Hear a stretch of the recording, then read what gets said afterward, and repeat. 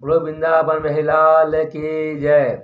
आइए भक्तों, माताओं, श्रोताओं, मेरे इस धार्मिक चैनल में आप सभी लोगों को स्वागत है। इस चैनल को सब्सक्राइब, घंटी को ऑल पर सेट करें, वीडियो को लाइक करें, शेयर करें। बोलो वृंदावन महिलाल की जय। आइए भक्तों, माताओं, बहनों, कार्तिक मास के शुक्ल पक्ष की चतुर्दशी को आंवले का पूजन करने की विधि विधान महात्म्य कथा पूजा विधि को श्रवण करते हैं। बोलो वृंदावन बिहारी लाल की जय। इस प्रकार जो है कहते हैं, नैमिषारण्य नामक क्षेत्र में 88,000 संसाधु महात्मा ऋषि मुनि वैष्णव ब्राह्मण सनकादिक ऋषिगण महात्मा वैष्णव जन बैठे हुए और भगवान परम महात्मा की जो है सिमलीलाओं के इतिहास पुराण महात्म्य कथाओं का जो है श्रवण कर रहे हैं, चर्चा कर रहे हैं। और व्यास जी महाराज के परम शिष्य सूजी वैष्णवोत्तम महाराज मुखार विंदों से नाना प्रकार इतिहास महात्म्य कथा को श्रवण कर रहे हैं। और इस प्रकार इस महात्म्य कथा को जो है ब्रह्मा जी महाराज मुखार बिंदों से देवर्षि नारद वैष्णव महाराज जो है कहते हैं, कार्तिक मास शुक्ल पक्ष चतुर्दशी के आंवले की जो है महात्म्य महिमा को कथा को श्रवण कर रहे हैं। इस प्रकार जो है सूर्य महाराज वैष्णवोत्तम कहते हैं, हे शौनकादिक वैष्णवगण महात्मा जन ऋषिगण कि कार्तिक मास के शुक्ल पक्ष की जो है चतुर्दशी को आंवले का जो है सुंदर पूजन पाठ आराधना करना चाहिए, वंदन करना चाहिए, इस महात्म्य कथा को श्रवण करना चाहिए। आंवले का महान वृक्ष सब पापों को नाश करने वाला है। उक्त चतुर्दशी का नाम वैकुंठ चतुर्दशी के नाम से विख्यात है, जाना जाता है, संसार में जो है पुकारा जाता है। कार्तिक मास शुक्ल पक्ष चतुर्दशी के दिन आंवले की छाया में जाकर के मनुष्य, भक्त प्राणी, स्त्री हो या पुरुष या बच्चे, बाल वृद्ध सभी लोग जो हैं श्रद्धा भक्ति के अनुसार जो है सुदक्ष पूर्वक राधा सहित देवेश्वर श्री हरि भगवान का स्वरोच्चार से पूजन पाठ आराधना करना चाहिए। तदनंतर आंवले वृक्ष की 108 बार जो है प्रदक्षिणा करना चाहिए, घूमना चाहिए, फेरा लेना चाहिए। उसके पश्चात दोनों हाथ जोड़ करके आंवले वृक्ष राधा सहित देवेश्वर भगवान का जो है साष्टांग प्रणाम करना चाहिए। परम परमात्मा भगवान सच्चिदानंद परमेश्वर श्याम सुंदर श्री कृष्णचंद्र महाराज जी का भगवान का सुंदर जो है दोनों हाथ जोड़ करके प्रार्थना आराधना करना चाहिए, निवेदन करना चाहिए। आंवले की छाया में बैठ कर के सुंदर जो है कार्तिक मास शुक्ल पक्ष चतुर्दशी आंवले की उत्पत्ति महात्म्य कथा को सुनना चाहिए, श्रवण करना चाहिए, पढ़ना चाहिए। उसके पश्चात संत है, साधु है, महात्मा है, ऋषिगण है, वैष्णव है, ब्राह्मणों को भोजन कराना चाहिए तथा दक्षिणा प्रदान करना चाहिए। और इस प्रकार संत साधु महात्मा ऋषिगण मुनि जन जो है वैष्णव ब्राह्मण के संतुष्ट हो जाने पर, प्रसन्न हो जाने पर मोक्षदायक श्री हरि भगवान भी जो है प्रसन्न हो जाती हैं, आनंदित हो जाती हैं।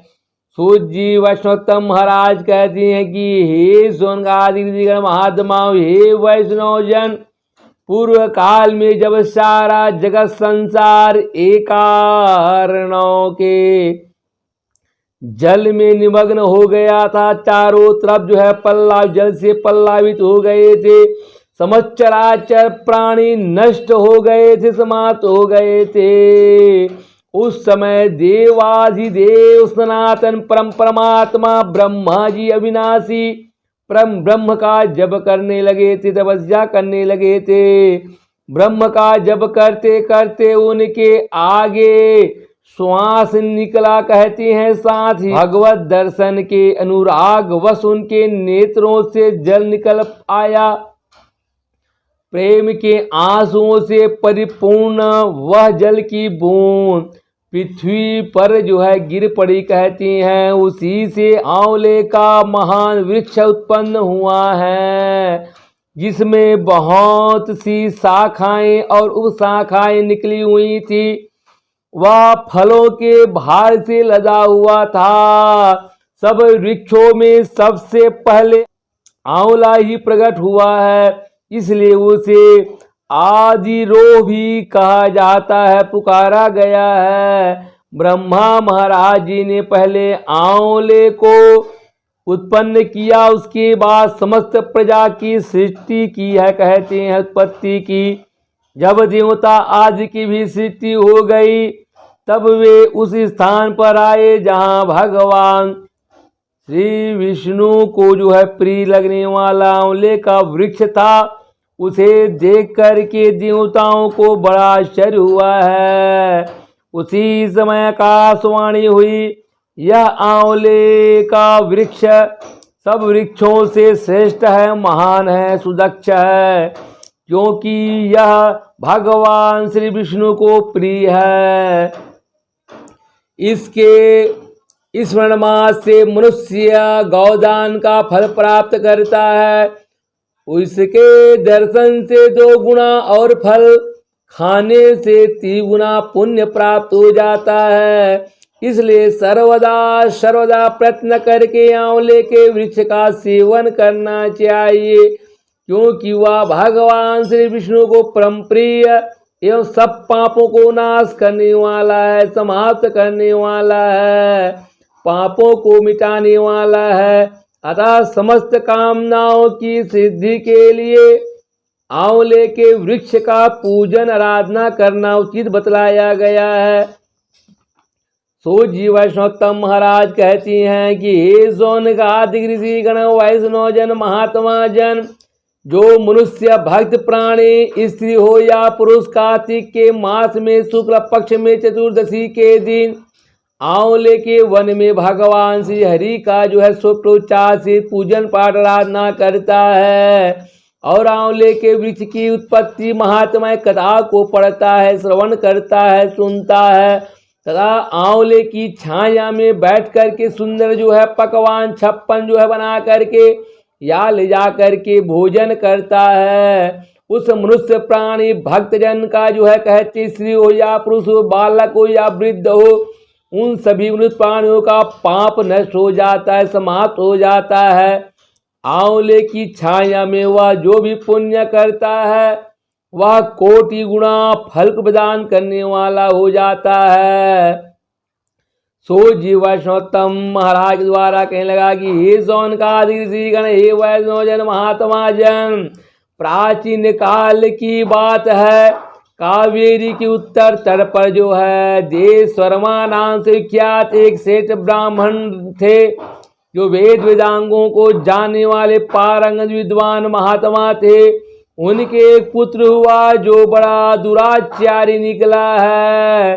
पिता ने उसे हित की बात बताते हुए कहा, हे बेटा, इस समय कार्तिक मास का महीना चल रहा है, जो भगवान श्री विष्णु को जो है बहुत ही प्रिय है। तुम इसमें स्नान करना, दान, व्रत और नियम का पालन करो, ऐसा उनको उपदेश दे रहे हैं। तुलसी के फूल से भगवान श्री विष्णु की पूजा आराधना करो। भगवान के लिए जीवदान, नमस्कार, प्रतीक्षणा करो। पिता की आवाज सुनकर के वह दुष्ट आत्मा पुत्र क्रोध से जल उठा कहते हैं, उसके ओठ फड़कने लगे और उसने पिता की निंदा, स्तुति इत्यादि करते हुए कहा कि हे तात, मैं कार्तिक मास में पुण्य संग्रह नहीं करूंगा। पुत्र का यह उद्दंडता पूर्वक वचन सुनकर के देशवर्मा ब्राह्मण महाराज ने क्रोध पूर्वक कहा, ओ दुर्बुद्धे, तुम वृक्ष के खोखले में चूहा हो जा, ऐसा श्राप दे दिया। इस श्राप के भय से डरे हुए पुत्र ने पिता को नमस्कार करके दोनों हाथ जोड़ करके पूछा, हे पूज्यवर, उस घृणित योनि से मेरी मुक्ति कैसे होगी, मैं उद्धार कैसे प्राप्त करूंगा। यह पता ये कहने लगा। इस प्रकार पुत्र के द्वारा प्रसन्न किए जाने पर ब्राह्मण महाराज ने श्राप निवृत्ति का कारण बताया। अब तुम भगवान को प्रिय लगने वाले कार्तिक मास का व्रत का पवित्र महात्म्य सुनोगे। उस महात्म्य कथा को सुन करके उस समय उस कथा के श्रवण मास से सुनने मास से ही तुम्हारी मुक्ति हो जाएगी। पिता के ऐसा कहने पर वह उसी क्षण जो है कहते हैं श्राप के कारण चूहा हो गया और कई वर्षों तक जो है सघन वन में निवास करता रहा। एक दिन कार्तिक मास में विश्वामित्र जी महाराज अपने शिष्यों के साथ उधर आ निकले तथा नदी में स्नान करके भगवान की षोडशोपचार से पूजन प्रार्थना करने के पश्चात आंवले की छाया में बैठ गए, विराजमान हो गए। वहां पर जो है विश्वामित्र ऋषिवर महाराज बैठ करके वे अपने शिष्यों को जो है कार्तिक मास के महात्म्य कथा को सुनाने लगे, बतलाने लगे हैं। उसी समय कोई दुराचारी व्यास शिकार खेलता हुआ वहां पर आया हुआ है। वह प्राणियों की हत्या करने वाला तो था ही, ऋषियों मुनियों महात्माओं को देख करके उन्हें भी मार डालने की इच्छा करने लगा है। परंतु उन महात्माओं के, वैष्णवों के, ऋषियों के, मुनियों के दर्शन से उसके भीतर सुबुद्धि जाग उठी कहते हैं। और उसने जो है कहती हैं संत साधु महात्मा ऋषि मुनि वैष्णव ब्राह्मण को दोनों हाथ जोड़ करके नमस्कार करते हुए कहा, आप लोग यहाँ क्या करते हैं। उसके ऐसा पूछने पर विश्वामित्र महाराज बोले कि कार्तिक मास का सब महीना में श्रेष्ठ बतलाया गया है, सुदक्ष बतलाया गया है। उसमें जो कर्म किया जाता है वह बरगद के बीज की भांति बढ़ता हुआ, जो कार्तिक मास स्नान करता है, दान करता है, षोडशोपचार से पूजन करता है, संत है, साधु है, महात्मा है, ऋषि है, मुनि है, वैष्णव है, ब्राह्मण को भोजन कराता है, दक्षिणा देता है, उसका वह पुण्य अक्षय फल देने वाला होता है, सुदक्ष प्रदान करने वाला होता है। व्यास की प्रेरणा से विश्वामित्र ऋषिवर महाराज जी के कहे हुए इस धर्म को सुन करके वह श्राप भ्रष्ट ब्राह्मण कुमार चूहे का शरीर छोड़ करके तत्काल दिव्य देह से युक्त हो गया और विश्वामित्र को दोनों हाथ जोड़ करके प्रणाम करके अपना सारा वृत्तांत कह करके बतला दिया और इसी की आज्ञा लेकर के विमान पर बैठ करके स्वर्ग लोक को चला गया है। बोलो वृंदावन बिहारी लाल की जय। इससे जो है विश्वामित्र ऋषिवर वैष्णवोत्तम महाराज और व्यास दोनों को बड़ा विस्मय आश्चर्य हुआ है। व्यास भी कार्तिक मास का व्रत का पालन करके भगवान श्री विष्णु के परम धाम में चला गया। इसलिए कार्तिक मास सब प्रकार से प्रयत्न करके आंवले वृक्ष की छाया में बैठ करके भगवान श्री कृष्णचंद्र महाराज के सम्मुख यह आंवले की उत्पत्ति महात्म्य कथा श्रवण करना चाहिए, सुनना चाहिए। जो संत साधु महात्मा ऋषि मुनि वैष्णव ब्राह्मण कार्तिक मास में आंवले और तुलसी की माला धारण करता है उसे अनंत पुण्य की प्राप्ति होता है। जो मनुष्य नर हो या नारी, महिला हो या पुरुष, वृद्ध बालक सभी आंवले वृक्ष की छाया में बैठ करके दीपमाला समर्पित करता है, दीपदान समर्पित करता है, उसकी अनंत पुण्य प्राप्त हो जाता है। विशेषता तुलसी वृक्ष के नीचे श्री राधा और श्याम सुंदर भगवान श्री कृष्णचंद्र की 16 उपचार से पूजन श्रद्धा भक्ति सुदक्ष पूर्वक करना चाहिए। तुलसी की अभाव में यह शुभ पूजा आंवले के नीचे करना श्रेष्ठ बतलाया गया है। जो आंवले वृक्ष की छाया के नीचे कार्तिक मास में संत साधु महात्मा जो है कहती हैं ऋषि वैष्णव ब्राह्मण या ब्राह्मण मरी को एक बार भी भोजन दे करके स्वयं भी भोजन करता है, वह अन्न दोष से मुक्त हो जाता है, छुटकारा प्राप्त कर लेता है। लक्ष्मी प्राप्ति की इच्छा रखने वाला, लक्ष्मी जो है चाहने वाला, धन दौलत रुपए पैसे को प्राप्त करने वाला मनुष्य नर हो या नारी सदा आंवले से जो है स्नान करना चाहिए। विशेषता एकादशी तिथि को आंवले से स्नान करने पर भगवान श्री विष्णु संतुष्ट हो जाते हैं, प्रसन्नचित हो जाते हैं, आनंदित होते हैं।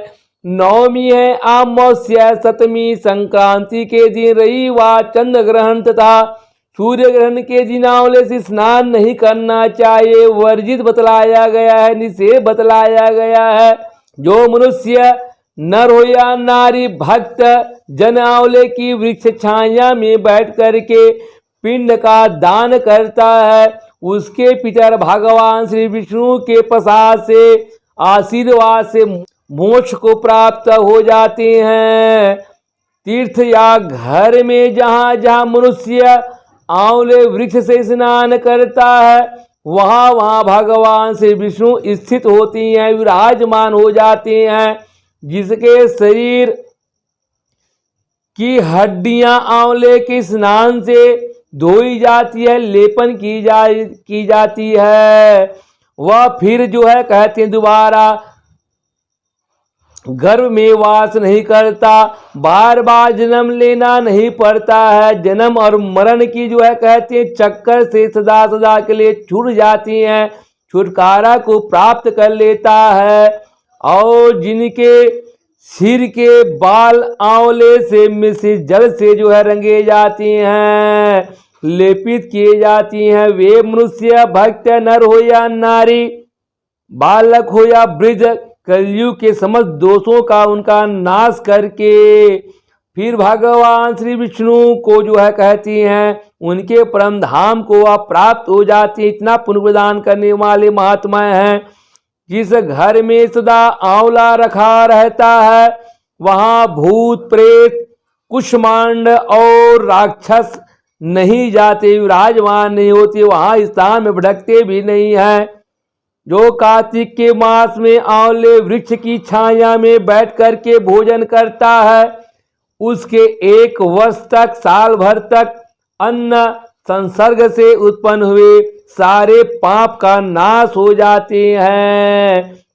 इस प्रकार कार्तिक मास में चतुर्दशी के दिन आंवले वृक्ष की पूजन पाठ, श्री राधा सहित का भगवान का षोडशोपचार से पूजन पाठ और आंवले उत्पत्ति महात्म्य कथा को श्रवण करती हैं, आंवले के वृक्ष के नीचे भोजन करती हैं। इस प्रकार उनके सारे पापों का नाश, विष्णु धाम की प्राप्ति महात्म्य कथा को व्यास जी महाराज के परम शिष्य सूर्य वैष्णव तंग मुखार बिंदों से शौनक आदि ऋषि वैष्णव जन महात्मा गण श्रवण किए हैं। और ब्रह्मा जी महाराज मुखार बिंदों से देवर्षि नारद वैष्णव